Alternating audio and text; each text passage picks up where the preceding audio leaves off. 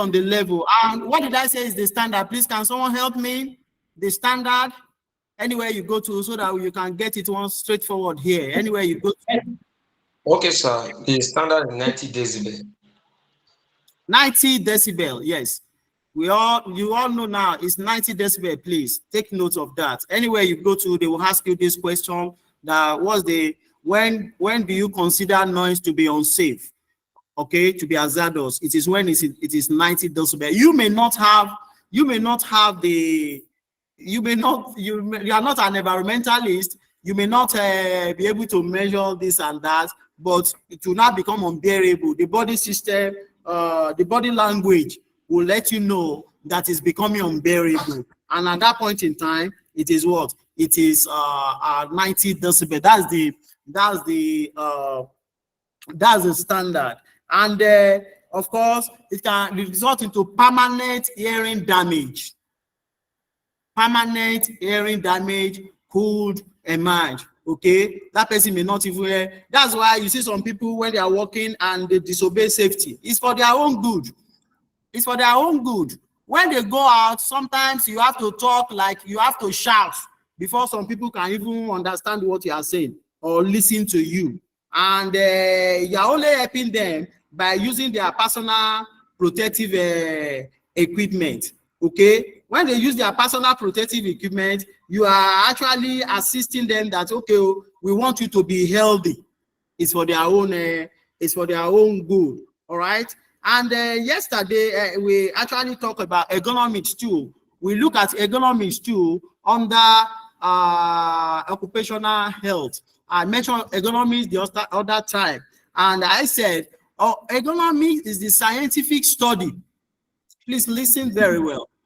Ergonomics is the scientific study of the relationship or compatibility of the workers, the task, and the environment where you work. The workers, that's the personnel, the task you want to do, the environment you want to do. All of them, when they are compatible, then you are talking of ergonomics. That is exactly what ergonomics studies. Okay? You want you to do the job. Now I'm sitting. Where I'm sitting, the table and the chair is my workstation. It has to be comfortable for me. It has to be compatible with my height. It has to be comfortable or compatible with my size. Okay? Both my height, both my structure, both the table and the chair must be what? It must be okay for me to do my job. Okay? You should not put stress on me. That is what ergonomics explains. Okay? It's just to describe the fit. It will fit you with your task and with your environment. And for example, now, if you are working in a place, okay, you know, sometimes when you go to bank, it will be that bank are the highest paid in the world. You know, when you go to banking, sometimes you feel like you want to work in this place. How many of you have experienced that? You just feel like, this place is okay. Oh my God, if you can employ me. I'm telling you, it's because you have ergonomically, you will see the place very okay. There is good lighting, there is good water, there is everywhere is in position. The place is neat, the environment is okay. You feel like working there, and the people feel like working too. All right, and because they put in place ergonomic factors, okay, are factoring to make sure that there is an improvement. And of course, there are benefits of this ergonomic program, and one of these is it would reduce injuries, illnesses, sicknesses in a place of work, and of course, it will increase efficiency.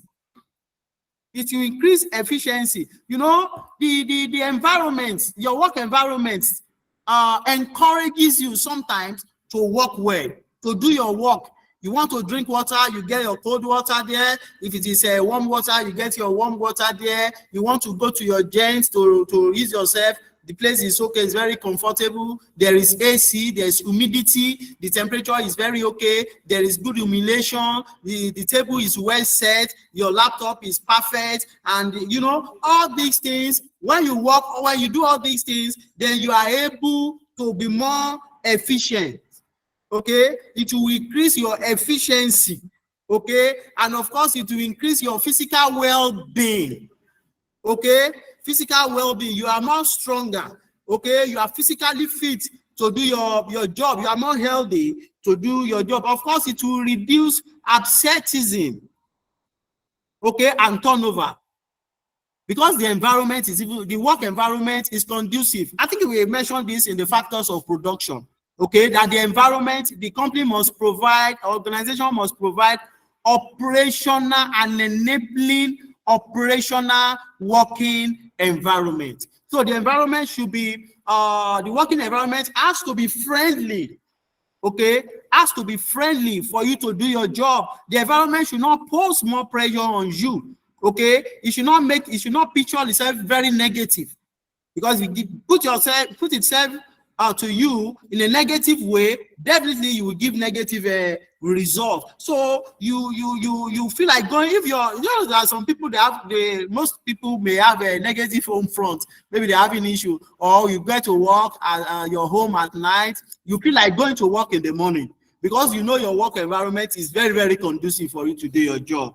All right, so now it will even increase, you can imagine, it will even increase employee morale.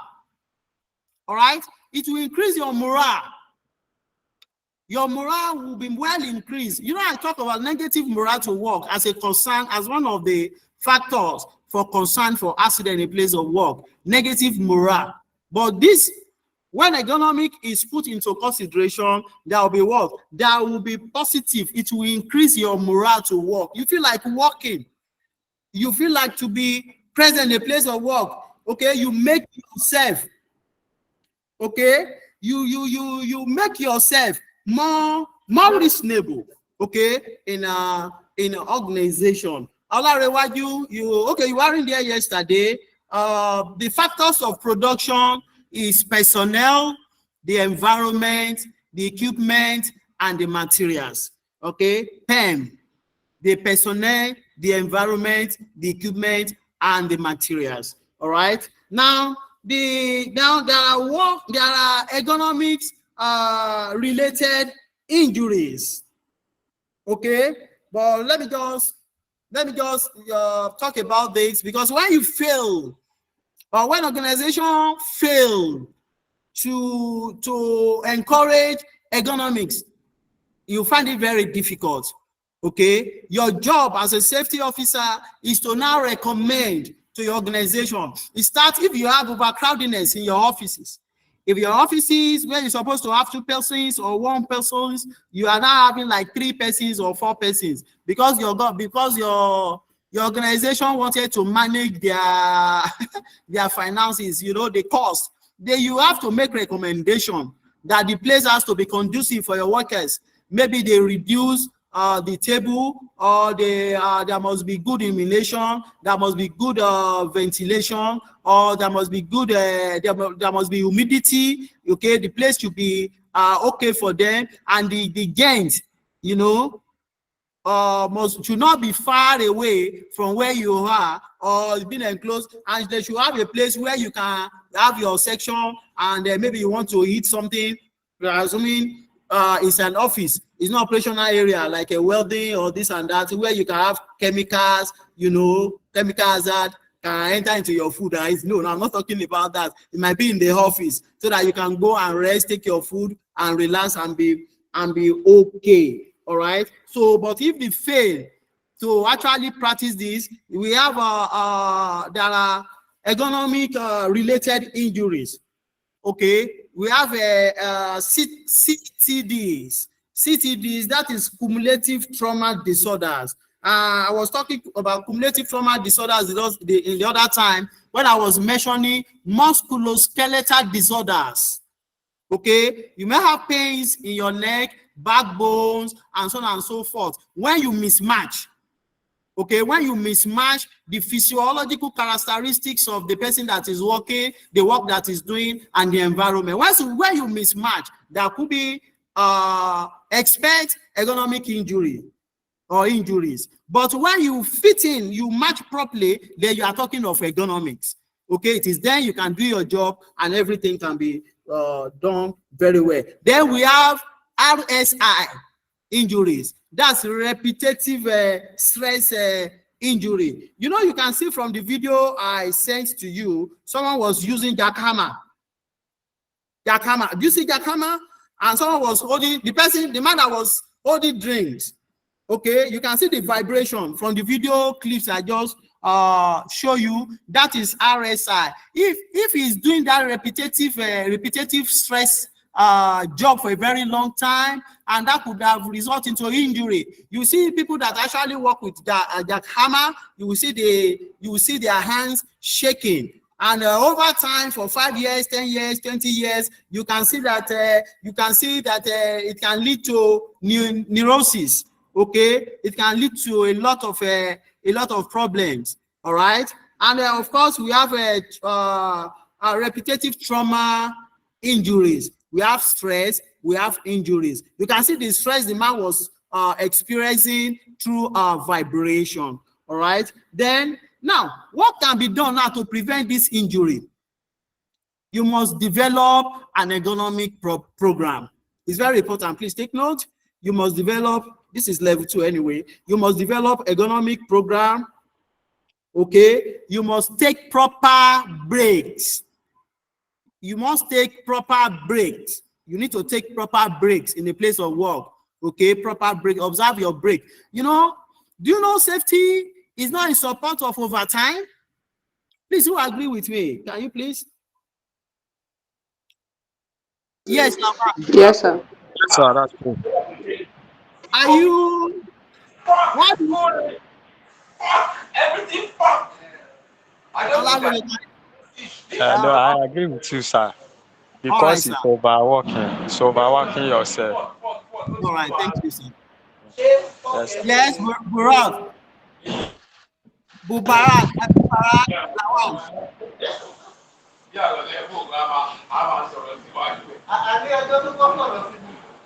I can't hear you. All right, all right. All right, thank you. Please, can you, who is this? Okay. All right, thank you. All right, thank you. So if you are going for overtime, you are actually stressing. You are stressing the workers, okay, beyond their capacity, beyond the, you know, we have administrative control, okay? Administrative control is the one that spell out the number of hours in response to what individual capacity, intellectual quotient, and their capacity can withstand. Are you getting it now? I think I mentioned this in psychological unsuitabilities yesterday. Okay, so now you to be able to take proper breaks, health and fitness. Those are the three ways to can prevent injury. Fitness, you have people that normally go for their gym here. Okay, the gym, this and that. You don't overstress yourself. Don't carry big stuff to affect your muscle. Because if you stretch your muscle too much and this muscle want to come back, that could be a problem. All right, fine. Then we have office ergonomics. Office ergonomics. The office ergonomics is still based on the principle. Okay, risk factors, minimizing stress. Are you getting it now? What you do in office, you adjust the workstation. You may adjust the work station. Are you getting it now? You may adjust the workstation. And what are the workstation? You adjust the chair. Okay, they adjust reach, requirements. When they adjust reach requirement means the person that is working, the table should be adjustable chair where you can bring your chair down, up, or you slide it back. Okay, with the table, you can bring the table up, you can bring it down to make it convenient for you to do your job. Okay, it's very important. Of course, you must consider your physiological characteristics, and of course, you must correct the environment. You can see now that whatever we are saying will never exceed the factors of production. All right, you must correct the environment. You must correct the environment. How do you correct the environment? You check the lighting, you check noise, you check temperature. Okay, do you have enough light? Do you have a noise? Is the noise okay, or there is no noise? Are you be able to transform, or I mean to transform noise, convert noise to sound?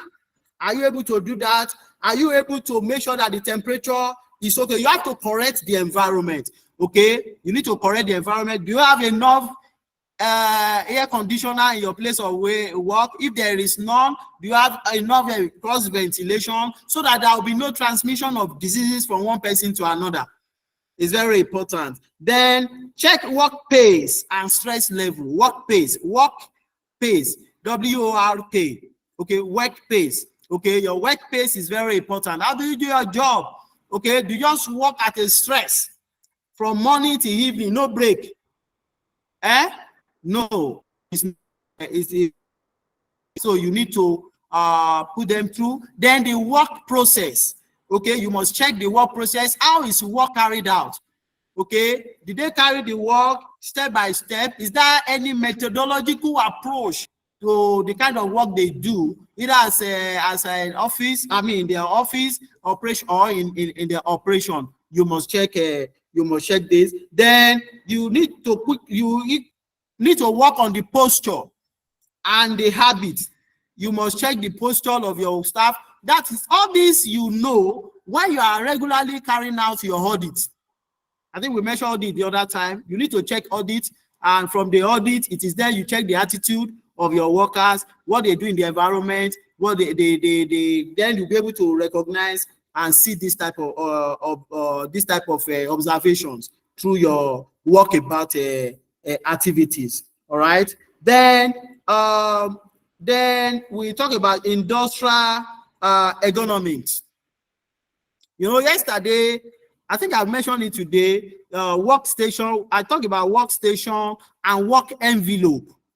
Work envelope is around where I'm sitting now. This is my table, this is my chair, this is my table. So around where I'm working is known as a work envelope. So my work envelope should be free.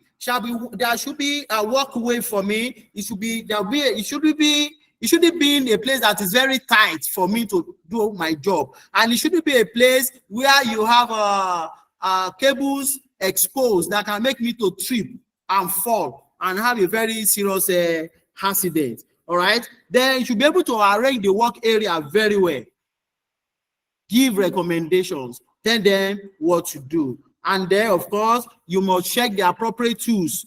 Your workers must use appropriate tools to do their job. All right. And of course, you need to improve on work techniques. Okay, improve their posture and check your techniques to work. For example, techniques of carrying a load. Now you should be able to tell them the best way of carrying a load. You know, according to OSHA, Occupational Safety and Health Administration, okay, the maximum load you can carry is 22.5 kg in an organization. That is 20 pounds. Okay, 22.5 kg. A man, the highest load a man can carry is 20 kg. Highest load a female can carry is 15 kg. Anything that exceed that, then there will be material. You now involve an equipment, maybe forklift or crane, to carry such load in an organization.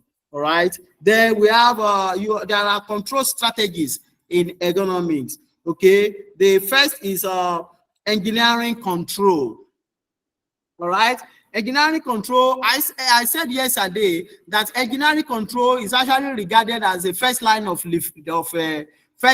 defense. Okay, is what we build with equipment that is involved in our initial design okay, in the workplace. So in the design of our workstation, okay, the work engineering control should be put in place. All right, then, and you have to work on the existing workplace too, okay, to know that everything is in order, and you have to provide necessary equipment to do their job. Please don't compromise. Please don't compromise. When you get to work, do your job as it is when do. Follow this. We'll give you materials for those who actually make their payments. They will forward it with their materials and their certificates for level 1 and 2. All right.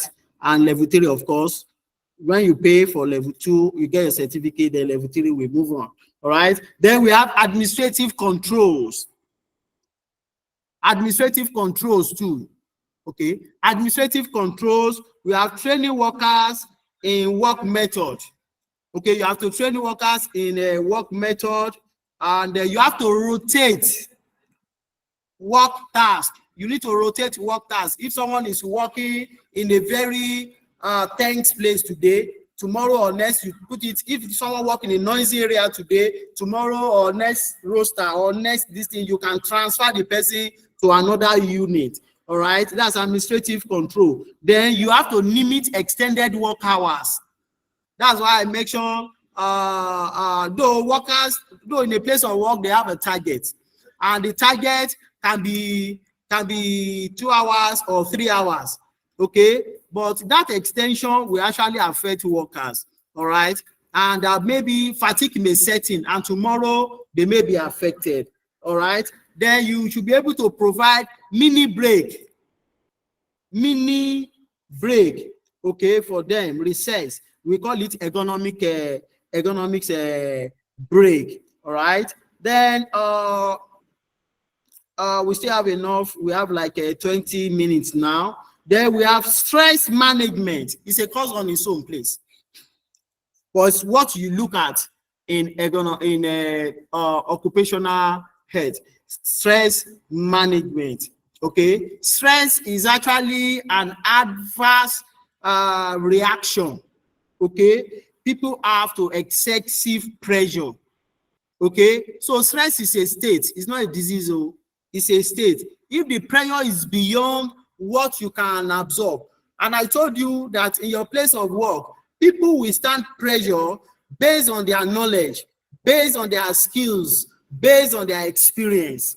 The knowledge, skills, and experience make someone to absorb pressure. It's not everyone that can withstand pressure that is beyond what what its capacity can withstand. Are you getting it now? And if you are the type of person that your ability or your worker does not have ability to match the job function that is given to that person, it will result into stress. That's when you now have excessive pressure. It will lead to stress. And you know that when you have a stress from time to time, it can tell on the blood pressure on that person, and the person can start to malfunction. And of course, we need to manage the stress. And this manage to manage the stress, you should be able to understand individual capacity in relation to the kind of function they do. The reason why your CV, like I said yesterday, your CV, and someone may not like it, that why is it that they're asking me I should have 5 years experience before doing a certain job? It's because of this kind of a thing. Because when the pressure comes, do you have the capacity to withstand the pressure? Then we have heat stress. In a place of work, we have heat stress. And I told us the environment is very important. The temperature, the humidity, lighting system, okay, has to be, you need to take care of all that. And the factors that heat stress, well, this actually describes how body, responds to heat. Okay. And I told you, I said it yesterday that we have hypothermic situation and we have hypothermic situation. It is hypothermic situation if it is if the temperature is at extreme. If the temperature is extreme, you call it to be hypothermic situation. If the temperature is it's extremely cold, okay, you refer to that as hypothermic situation. All right. And in a hypothermic situation, the body will react to it. The same thing applies to hypothermic situation. So your body will respond. And of course, body responding means that it will increase the blood flow. All right. When it increases the blood flow, the pressure is high, the temperature is high, it will increase the blood flow, and the blood flow will actually flow to the skin surface through the follicles. And when it go to the follicle, that is why it will now, instead of it to come out as a blood, that is why you see sweat coming out. It is not blood that will come out now. It is sweat that will come to the surface, okay, as a result of the stress. So it will release sweat on the skin surface. So what do you do now? Is that you have to check the environment, the air, the humidity, the air circulation, and the work-related factors too. The workload, the clothing you are putting on, even your age. Okay, personal factors too. You know, we talk of environmental factors, work-related factors, the personal factor you are having, age, your weight, then the use of drugs, okay, alcohol, caffeine, and so on and so forth. You know, in the place of work, especially when you are dealing with operation, you are not expected to put on alcohol, to drink an alcoholic. Okay, you know, some people they drink alcohol while coming to work. There are organizations that if you are dealing with a power-driven machine or equipment, they will test your. There's an equipment that will test if you have drunk and if you are on a drug or you've taken an alcohol in a day. It will tell us if you are okay with that or not before you start doing your job. You can make recommendation to your organization. All right, because if someone is drunk or you drink and you cannot control, you lost your memory, you can kill someone and you can actually affect the work. All right, then how do you prevent heat stress now? You prevent heat stress by drink plenty. Drink plenty. I'm not saying you should go and drink a Star or Gouda. Drink plenty. You drink water. You drink water to neutralize the cold water. You see, as I'm walking now, I have my water here. Okay, I've been talking. I have to be putting water gradually to balance my system. I can't just be talking for hours. It's unsafe. Okay, you must find something to step down. You know, Lawan will understand me better. All right, then acclimatize and adjust to the heat. The body takes 3 to 5 days. 5 days to get used to the heat. 3 to 5 days to get used to it. Okay, if I'm in a place, that's why the kind of personal protective equipment, if you are working in multinational company here, if you are working in Chevron, you know, Chevron is American company, you know, the kind of PPE they produce for we that you are in a tropical area, this side, is different from the one they give them in USO, okay? Because the kind of environmental factors determines the kind of PPE you give to your workers. Okay, if I'm going to work right in the north, if they just give me the one they will use over there, they just import it and they don't consider the environmental factor. You just use your PPE over time, before you know it, it will just fade up. Okay, you just fade it. I've seen workers, they just give them PPE. Over time, the thing will just fade. I'll just laugh. Safety officer, why are you laughing now? I just look at them that don't you know that they just imported this thing? The environment, they don't consider the environment. So you need to consider the environment. Then the kind of nature you are doing. I always advise my welders in those days that when you are welding, you don't use the kind of work that will even absorb heat. You don't put on your coverall, put your underwear to be black, because black will absorb heat and it will increase stress, heat stress on you. It will increase the stress on you. You think you are working, and before you know it, your body system is affected. All right. Then and another thing is you choose proper clothing. I think I've talked about that. You have to choose proper clothing. Okay, you don't just dress. You just want to dress.